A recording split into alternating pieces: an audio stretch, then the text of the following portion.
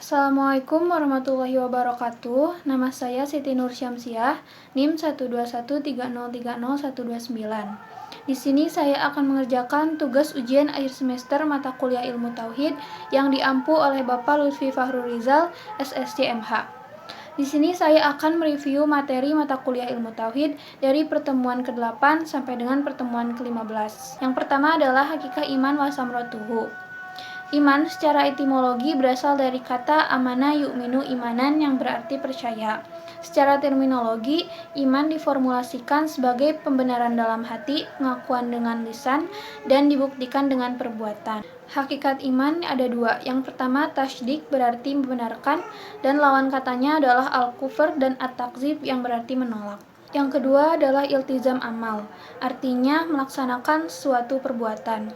Maksudnya, ketika kita beriman, maka kita akan menjalankan perintah Allah dan menjauhi larangannya. Sifat-sifat iman ada 3. Yang pertama, abstrak, artinya kita tidak bisa mengetahui atau mengukur tingkat keimanan seseorang itu seperti apa. Hanya masing-masing individu dan Allah yang tahu. Yang kedua, fluktuatif, artinya keimanan itu berubah, bisa naik atau turun. Jadi tidak bisa keimanan seseorang itu tetap stabil. Yang ketiga adalah bertingkat.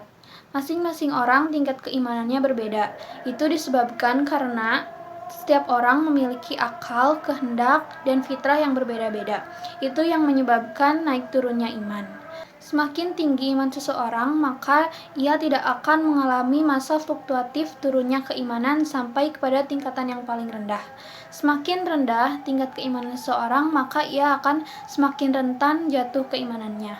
Agar kita bisa menjaga keimanan kita, maka kita harus melakukan perintah Allah dan menjauhi larangannya, serta kita harus melakukan cabang-cabang iman seperti 6 rukun iman yang harus kita imani, lalu iman kepada ma'ats, bermahabbah kepada Allah, bertawakal, dan lain sebagainya.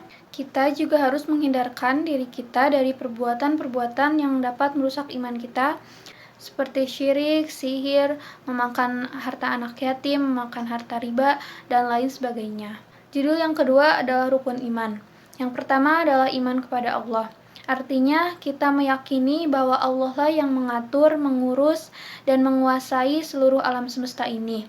Dan Allah lah yang mengatur rezeki kita, yang menghidupkan, yang mematikan seluruh makhluknya, serta Allah lah yang mendatangkan manfaat serta madarat bagi makhluknya.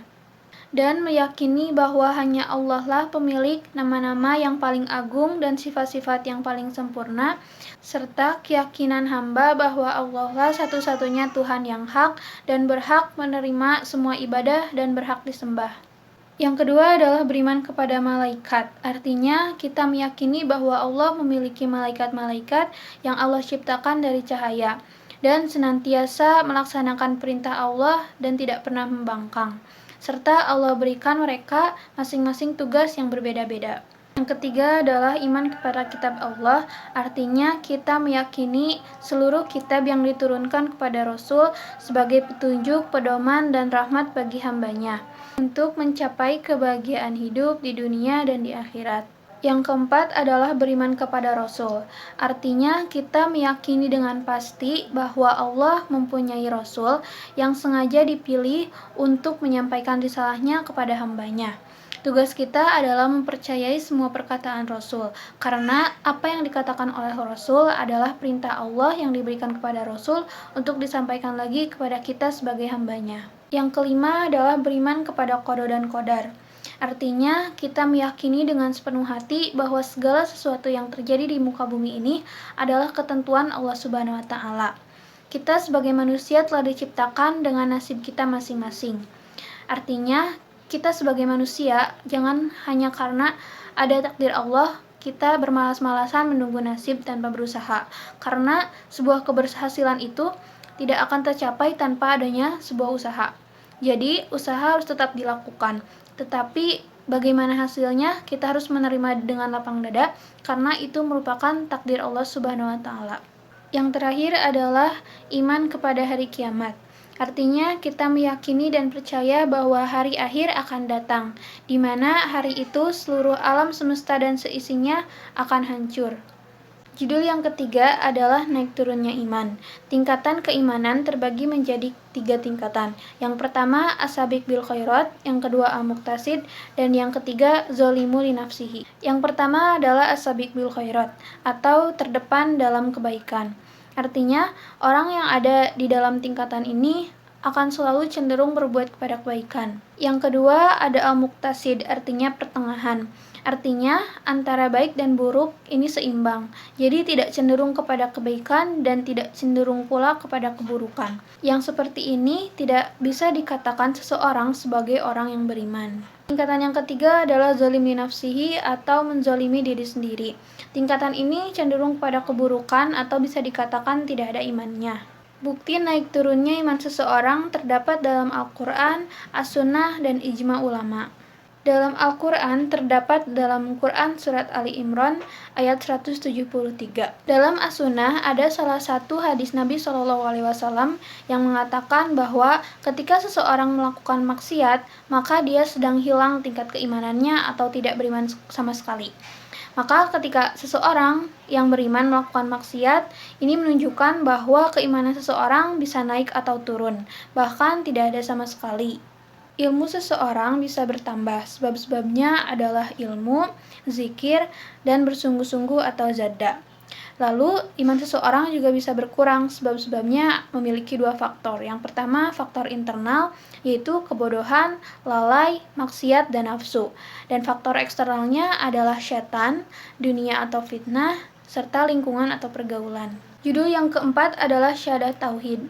Makna dari syahadat la ilaha illallah adalah kita beritikad dan berikrar bahwa tiada Tuhan yang layak disembah selain Allah. Pengakuan ini tidak hanya sebatas pengakuan bahwa Allah itu ada, tetapi bagaimana kita beribadah kepada Allah Subhanahu wa taala. Kalimat la ilaha illallah telah ditafsir menjadi beberapa bagian, yaitu tiada sesembahan kecuali Allah dan tiada pencipta selain Allah. Makna syahadat anna Muhammadar Rasulullah adalah kita mengakui bahwa Nabi Muhammad SAW adalah Rasul yang diutus oleh Allah untuk menyampaikan kabar gembira, peringatan, atau ancaman.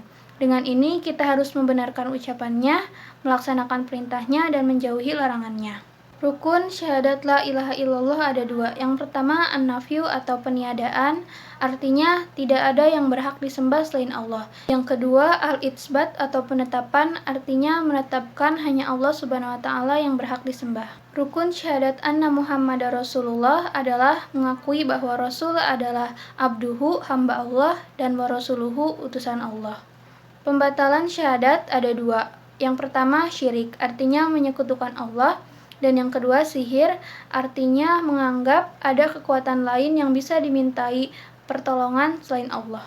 Syarat la ilaha illallah yaitu ilmu yang menafikan jahal atau kebodohan, yakin yang menafikan syak atau keraguan, qabul atau menerima yang menafikan rad atau penolakan, ikhlas yang menafikan syirik, sidik atau jujur yang menafikan kazab atau dusta.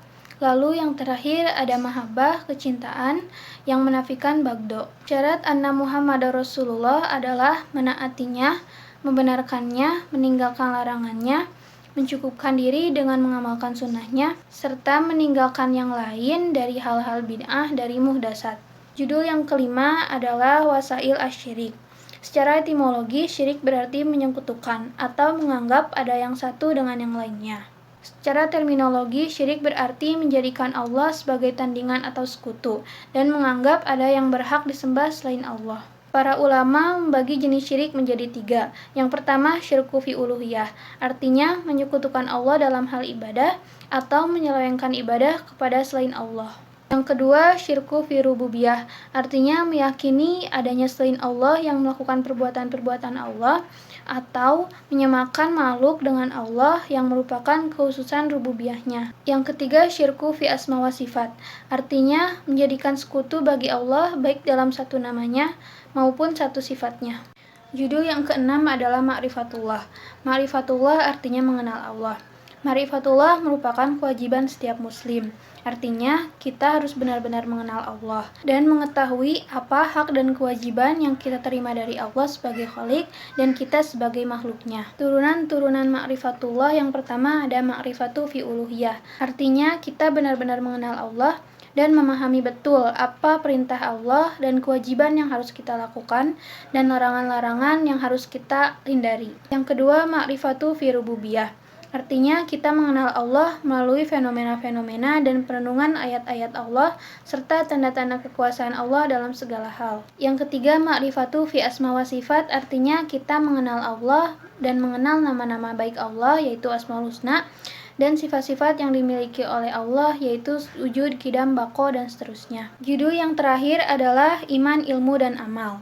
Di antara ketiga aspek ini harus dilakukan integrasi, karena jika tidak akan mengalami kepincangan. Iman tanpa ilmu akan terjadi tingkatan fanatik atau merasa benar sendiri, karena belum tentu hal itu akibat dari ketidaktahuan yang dimiliki oleh seseorang. Iman tanpa amal adalah sesuatu yang sia-sia dan tidak akan ternilai ibadah, serta tidak akan mencapai tauhid uluhiyah, rububiyah, dan asma wa sifat. Ilmu tanpa iman yang terjadi adalah kesombongan atau kezaliman, dan ilmu tanpa amal adalah perbuatan yang sia-sia. Amal tanpa iman, maka yang terjadi adalah tertolak, karena tidak ada tuntutan ataupun tujuan perbuatan yang dilakukan tersebut ditujukan untuk siapa. Jika dilakukan untuk selain Allah, maka yang terjadi adalah kesyirikan. Begitupun amal tanpa ilmu merupakan sesuatu yang tidak akan pernah benar. Karena suatu perbuatan yang tidak disertai dengan ilmu, maka akan terjadi kesalahan. Artinya butuh integrasi di antara ketiga aspek ini ke dalam satu kesatuan yang utuh. Dan tugas kita adalah mengintegrasikan ketiga hal ini di dalam diri kita agar kita menjadi pribadi yang kokoh, utuh, dan komprehensif. Sekian dari saya, mohon maaf apabila terdapat banyak kesalahan. Terima kasih atas perhatiannya. Wassalamualaikum warahmatullahi wabarakatuh.